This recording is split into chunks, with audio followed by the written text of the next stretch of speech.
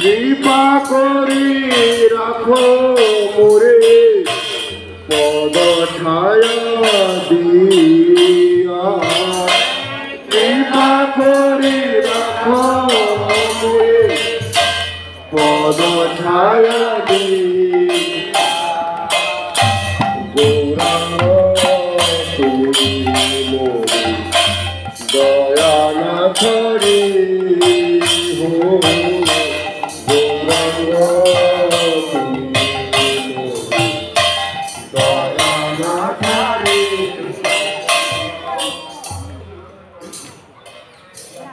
আমরা গুরু বৈষ্ণব করে আনুগত্যে গৌরমন্ডল পরিক্রমার সপ্তম দিবসে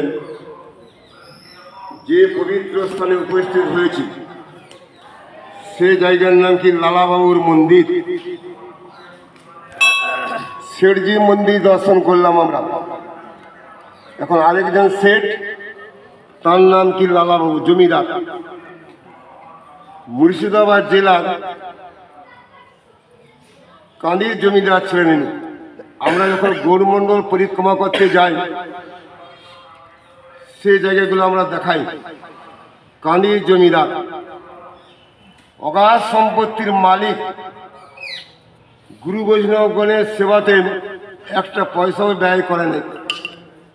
সারা জীবন আমার সংসার আমার সংসার সংসার সংসার করি, মিছে গেল কাল, লাভ না হইল কিছু, ঘটিল জঞ্জাল।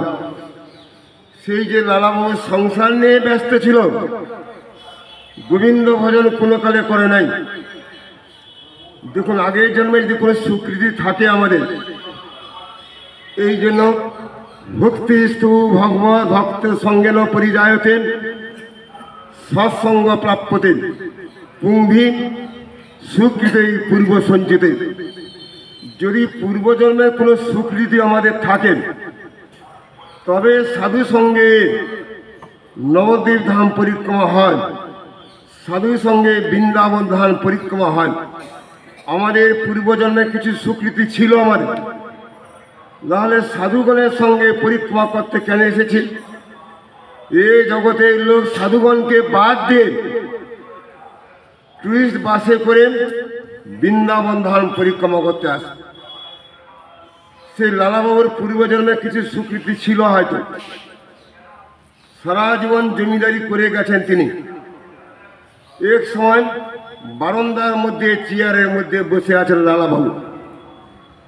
মেয়ে তার বাবা কাছে, বাবা বাইরে যে গরুটা বাঁধা আছে, সন্ধ্যা হয়ে যাচ্ছে বাবা, সন্ধ্যা হয়ে যাচ্ছে, কখন গোয়াল ঘরের মধ্যে গরুখানা তোলা হবে? অন্ধকার জায়গার মধ্যে গরু রাখা আছে। সঙ্গে সঙ্গে লালাবাবুর ভুল ভেঙে গেল। জীবন সন্ধ্যা নেমে এলো আমার, আমি আর কদিন বাঁচব? আমার তো মাথার চুল পেকে গেছে, দাঁতগুলো পড়ে গেছে। জমিদারি করতে করতে সারা জীবন কেটে গেল। জমিদারি করতে করতে গোবিন্দের নাম তো আমি করতে পারলাম না, বৃথা আমার জীবন চলে গেল। গর্ধবের মতো আমি করি পরিশ্রম, কাল লাগে এত করি না ঘুচিল ফ্রম। গাধার মতো সংসারে খেটে গেলাম, লাভ কি হচ্ছে জীবনে? বন্ধু বান্ধব, আত্মীয় স্বজন, টাকা পয়সা, অট্টালিকা সব কিছু ছেড়ে জগৎ থেকে চলে যেতে হয়। সেই যে লালাবাবু, তার বৈরাগ্য জন্মালো। সারা জীবন তো জমিদারি করে গেলাম, সংসার করে গেলাম, গোবিন্দকে কোনো কালে ডাকিনি। জমিদারি পরিত্যাগ পূর্বক তিনি বৃন্দাবনে এসে গেলেন, মাধুকরী ভিক্ষা করতে শুরু করলেন। ঘর থেকে একটা পয়সা তিনি আনেননি। আমরা যখন ঘর থেকে সন্ন্যায় নিতে যাই, অনেকে ঘর থেকে পয়সা আনে। সে কখনো সাধু হতে পারে না।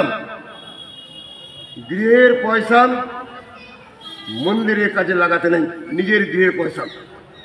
ওই লালাবাবু যখন এসেছিল, হাতের মধ্যে একটা পয়সা কড়ি ছিল না। মাদু করে ভিক্ষা করতে করতে তিনি বললেন কি, মন্দির বানিয়েছেন এখানে, এক সময় লালাবাবু তার শয্যা ছিল কোমল শয্যা, দামি ছিল খাট। সেই দামি খাটের মধ্যে লেপ তোষক বিছিয়ে আরাম করে ঘুমাতো লালাবাবু। একদিন লালাবাবু তিনি বাইরে কোথায় গিয়েছেন, তার ঘরের মধ্যে অনেক দাসী আছেন কাজ করার জন্য। তাদের মধ্যে একজন দাসী চিন্তা করলো কি, বাবু তো প্রতিদিন ঘুমান খাটের মধ্যে, বাবু কিরকম খাটের মধ্যে ঘুমান, তাহলে আমি একটা খাটের মধ্যে ঘুমিয়ে দেখি। লেপ তোষক আছে আরাম কত জায়গা, এইটি মনে করার সঙ্গে সঙ্গে সেই যে লালাবাবু দাসী আরাম করে খাটের মধ্যে ঘুমাচ্ছে, বাবুর খাটের মধ্যে। পর মুহূর্তে লালাবাবু পৌঁছে গেলেন সেখানে। দাসী, তোর তো আসপদ্দা কম নয়, যে শয্যার মধ্যে আমি শয়ন করি, যে শয্যার মধ্যে জমিদার শয়ন করেন, আর তুমি করলে কি সে শয্যার মধ্যে তুমি শয়ন করেছ। সঙ্গে সঙ্গে চাকরকে বলে, যাও এই দাসীকে 100 বার বেত্রাঘাত করা হোক, দাসীকে 100 বার বেত্রাঘাত করা হোক। ও তো আসপদ্দা কম নয়, যে শয্যার মধ্যে আমি শয়ন করি ও শয়ন করেছি। সেই সময় দাসী বলছে, দেখো বাবু, আমি তো মাত্র কয়েক মিনিটের জন্য শয়ন করেছি, আপনি 100 বছর যাবৎ এই শয্যার মধ্যে শয়ন করেছেন। 100 বছর যাবৎ মাত্র 1 ঘন্টা শয়ন করতে যদি 100 বার বেত্রাঘাত সহ্য করতে হয়, আপনি যে সারা জীবন ঘুমিয়েছেন, তাহলে আপনাকে কতবার বেত্রাঘাত করা হবে? আপনাকে লাখ লাখ বার বেত্রাঘাত করা হবে, যেহেতু 1 ঘন্টা ঘুমানোর জন্য বেত্রাঘাত সহ্য করতেছে। সঙ্গে সঙ্গে লালাবাবুর ভুল ভেঙে গেল। আরে তুই দাসী নস আমার, তুই আমার চোখটা খুলে দিয়েছিস। ভোগের শয্যার মধ্যে আমি শয়ন করে থাকতাম, সেই ভোগের শয্যা থেকে তুই মুক্তি দিয়েছিস আমাকে, আয় থেকে তুই দাসী নয়।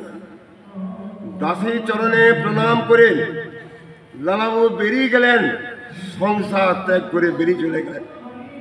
সংসার করব না, অনেকদিন তো সংসার করলাম, চুল তো পেকে গেল, দাঁত তো পড়ে গেল, কোমর তো পেকে গেছে, গোবিন্দকে ডাকবো কখন? এই বলে বৃন্দাবনে এসে তিনি করলেন কি, মন্দির নির্মাণ করলেন। সেই মন্দিরখানার নাম কি, লালাবাবুর মন্দির।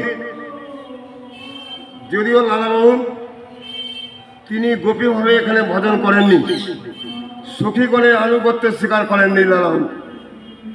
সেই গৌড়ীয় বৈষ্ণবগণের কাছে লালাবাবুর বিশেষ বৈশিষ্ট্য নাই, যেহেতু গোপীগণকে বাদ দিয়ে শ্রীমতী রাধিকাকে বাদ দিয়ে, যদিও মন্দিরের মধ্যে রাধা গোবিন্দের বিগ্রহ দেখা যায়, তা সত্ত্বেও লালাবাবু যেহেতু এই রসের ভক্ত ছিল না, ওই লালাবাবুর মহিমা এভাবে প্রচার করা হয়নি।